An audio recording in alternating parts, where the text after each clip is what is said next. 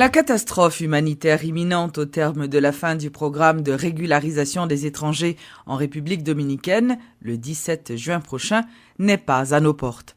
C'est ce qu'a affirmé le ministre haïtien des Affaires étrangères. Le Néer Renaud a expliqué qu'Haïti bénéficiait d'un moratoire de 45 jours pour identifier les Haïtiens vivant en situation irrégulière en République dominicaine. Le chancelier haïtien par intérim a annoncé également pour cette semaine la visite de son homologue dominicain Andrés Navarro en Haïti.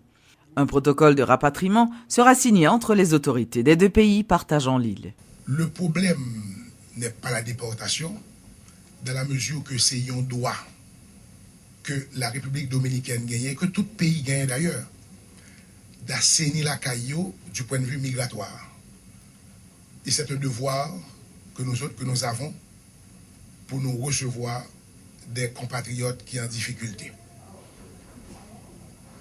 À ce droit que la République dominicaine gagne et à ce devoir que nous avons d'accueillir nos compatriotes, nous dit que l'IDOE inscrit l'encadre, ça a un protocole de rapatriement. Et c'est ce protocole que nous avons introduit auprès de la chancellerie dominicaine pour que nous établissions le comment faire. Vous savez que nous régis par toute une série de conventions, par toute une série de dispositions et de résolutions qui fait que question n'est pas capable de traiter comme à la légère. Nous avons un protocole qui était régi antérieurement avec la République dominicaine, qui c'est le protocole de 99 sur les rapatriements. Mais un protocole que nous dénonçons parce que le rapatriement n'a pas déjà été fait dans des situations normales. Sinon que était blagué sous frontière, bah nous, et quantité d'Haïtiens que vous voulez, n'importe qui bord et n'importe quand.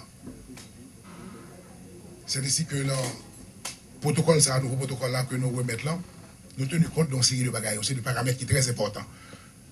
Et en fonction des conventions, dispositions et résolutions qui dépendent, telles que les droits de l'enfance et loi contre discrimination, etc.,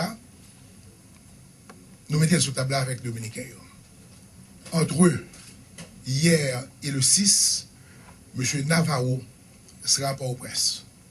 M. Navarro, c'est le chancelier dominicain. Il sera pas au presse pour nous discuter et arrêter définitivement le protocole ça qui doit signer entre les deux pays.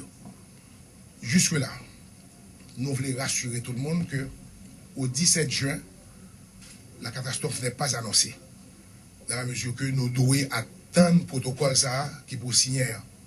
La République dominicaine a formellement promis que cette notion de déportation en masse pas exister. Au 17 juin, nous avons 45 jours pour nous continuer à identifier des Haïtiens en situation régulière par le biais de ce que nous appelons le PIDI. Le PIDI, qui est le plan d'identification des Haïtiens. Là, nous finissons d'identifier, nous remettons aux autorités dominicaines qui pourraient l'inscrire dans le cadre de les PNRE, qui c'est le plan national de régulation des étrangers en Dominicanie. Le ministère de l'Éducation nationale a confirmé que les examens officiels pour la 9e année fondamentale et pour le bac unique sont maintenus. Selon le ministre Nesmi Maniga, toutes les dispositions sont prises en vue du bon déroulement de ces épreuves, et ceci sur tout le territoire. Nesmi Maniga indique aussi que le port de l'uniforme est obligatoire lors des examens. Dans ce sens, dans 12 mesures, nous devons simplifier la question évaluation examen national. Là. Côté nous alliés avec ça, peut-être que toute planète là a fait déjà aujourd'hui, qui sont confirmés en Corée du Sud. Côté l'école primaire avec secondaire, c'est 12 ans ça duré. Ce n'est pas 13 ans qu'on dans le pays d'Haïti. Donc, nous avons déjà pris devant. Et l'on a installé, institué bac unique là, même si nous avons toujours à 13 années, mais son premier pas pour que dans les prochaines années, Haïti, tant que tout l'autre pays à travers la planète là, depuis que nous arrivons dans le réto, ça veut dire dernière année secondaire là, bac unique là pour le faire là. Année ça ne peut pas ça. Nous toujours dans 13 années.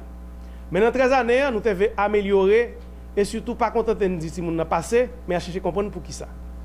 Nous sommes capables konyen dans cycle l'école fondamentale là, fait examen 9e année fondamentale là du 22 au 24 juin et c'est plus passer 205 000 petits moun qui pourra passer examen officiel ça et puis examen baccalauréat unique qui pourra le faire du 29 juin au 3 juillet avec dépasser 73 000 petits moun jodian qui enregistré pour passer examen officiel ça. N'a rappelé tant qu'année l'année dernière obligation que le ministère a fait pour que dans test dans examen officiel ça yo tout petit monde capable aller composer avec uniforme l'école que gagne année ça. Son façon pour permettre que le ministère là que toute chaîne qui a fait supervision capable mieux identifier élèves yo et mieux porter pour eux concours et appui que a besoin et mieux permettre que Edupol tout capable faire travail les jours ça non capable assainir environnement l'école que nous retenu pour faire examen officiel ça yo. N'a rappelé tout même disposition que nous avons pris l'année dernière côté que c'est enseignant seulement qui supposé dans salle qui pour faire et surveillance et surtout c'est enseignant seulement que nous pourrons mobiliser qui pour faire correction dans examen officiel ça yo. Donc tant pis souple, nous connaissons un pile de demande que nous recevoir à droite et à gauche, mais c'est même pas la priorité. L'exclusivité de monde qui dans processus surveillance avec correction, c'est enseignants dûment retenus et qui suivent un minimum de formation que le ministère a toujours préparé pour eux avant correction ça. Le gouvernement a procédé ce lundi au lancement du plan de prévention de la saison cyclonique qui débute le 1er juin. Le Premier ministre Evans Paul a annoncé que 10 millions de gourdes seraient débloquées dans le cadre du renflouement des fonds d'urgence départementaux. Par ailleurs, 65 000 familles bénéficieront du support de la communauté internationale, a mentionné la directrice du PNUD, Sophie Decamp, qui prenait part au lancement du plan de prévention qui s'est tenu au centre d'opération d'urgence Koun. Depuis commencer jeudi à 1er juin, jour crivé 30 novembre, c'est période saison cyclone. Pour le grand pile mouvement dans l'océan Atlantique là. Son période gros risque, gros danger. En pile acteur dans le système national gestion risque et désastre, peuple haïtien, tout le monde doit être vigilant pour nous faire face à danger, tempête tropicale, ouragan, capable la cause pendant moment ça. Gouvernement paré, protection civile là, a continué paré, toute communauté, chaque famille, chaque citoyen, fille ou garçon, nous tous devons préparer nous, comme nous qu'on proverbe l'a dit, malais pas gain klaxon. Dans toute disposition ça yo, gagner renforcement capacité d'intervention 350 comités communaux et locaux dans chaque commune et dans pile et communauté locale gagner des comités de protection civile. Et bien tout comité ça yo renforcé ba yo j'arrête. Gagner tout plan de contingence national là et gain 10 plans de contingence dans 10 départements géographiques pays là, c'est que dans chaque département il y a un système d'urgence qui est capable de permettre si gon problème de manière capable dire autonome, déconcentré, département a une capacité pour faire face à la situation présentée pour eux. Gagner recyclage, formation pour 2065 brigadiers volontaires protection civile.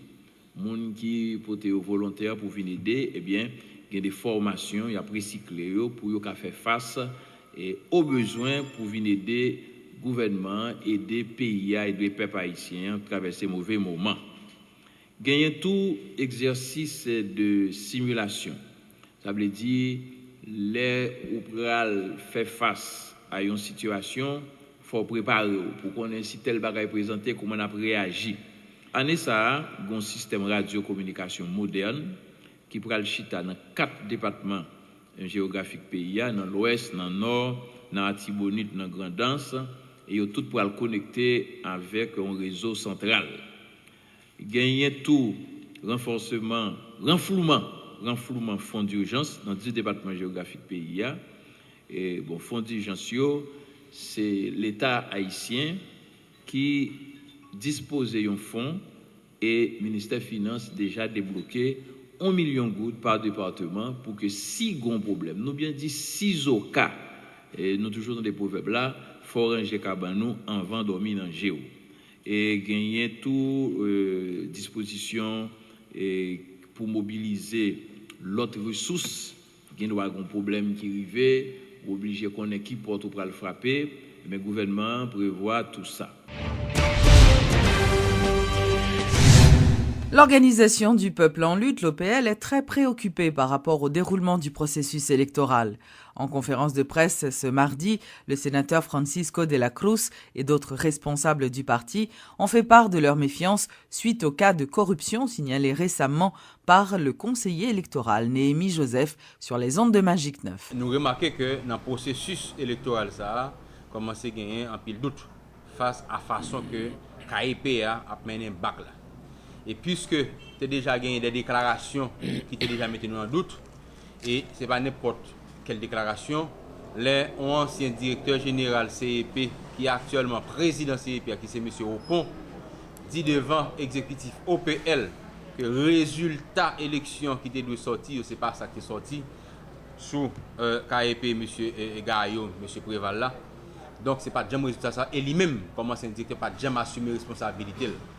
Ça veut dire que nous déjà dans qui situation que nous y et tout le monde capable d'attendre à quoi que ce soit.